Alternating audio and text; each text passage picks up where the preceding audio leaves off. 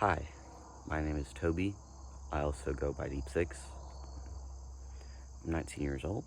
I'm a freshman in college, and I also like to write.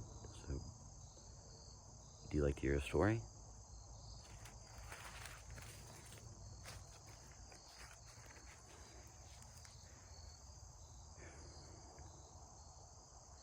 There's a corpse in Battlefield Park. It lies in the center of a ring of trees, swaddled and insulated so thickly in hawthorn and kudzu that it won't be found until it is nothing but bone. But now it is flesh that is sunbaked, with blood that has already oozed out of its wounds and the stench of death that has already baked off its surface.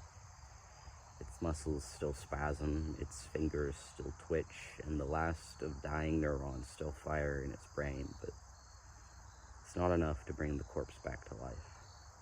Rigor mortis soon sets in, and suddenly all it has left to do is remember. It remembers vague things first, abstract pictures and feelings laid out in front of it like strings of dominoes with no numbers.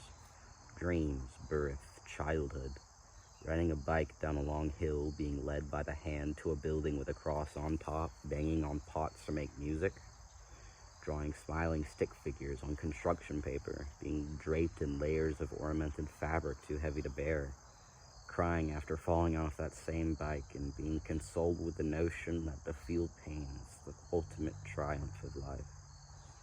Comfort and truth and promises and lies would blur infancy and childhood together with wide, watery strokes. Mixed in too was memory only further fragmented.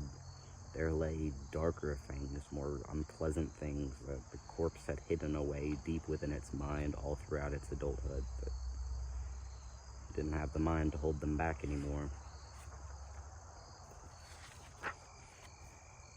Now it remembers pain. It is just as vague and abstracted, but twice as constant and ruthless and unabating, and it haunts the corpse's mind now just as it did in its living adulthood. The remains of its firing neurons are racked with grief, and for a moment it feels vividly the same suffering as it did before. Foundational damage, gently nurtured by cutting words. Knives could never slash as deep. Not even a mother could have seen that the liquid they used to water their saplings with was poison. To leave had been to uproot entirely, to tear away from a tightly packed earth the corpse had known for all its being, and leave the tattered shrapnel of growth they had coaxed out of him behind. What had broken and been set to heal in odd angles had to be revisited and broken again, to heal right this time. Distance and time, years and lifetimes was put between then and now, miles wedged between past and present day, but even as beautiful colors creeped into the horizon, a hopeful sunrise incoming after an awful storm, it was not enough. It is a corpse for a reason. There is a gory, gaping hole in what remains. No scars or wounds predate it, but it does not matter anymore. No one can deny what has happened to it now, and when the skin and muscle and sinew decompose and slough off, it will not remain anyways. But now its flesh remains intact, and now it is more than just bone. The brain too remains, and the last snaps of electricity and life that endured all pushed together in their final moments to let the corpse mourn.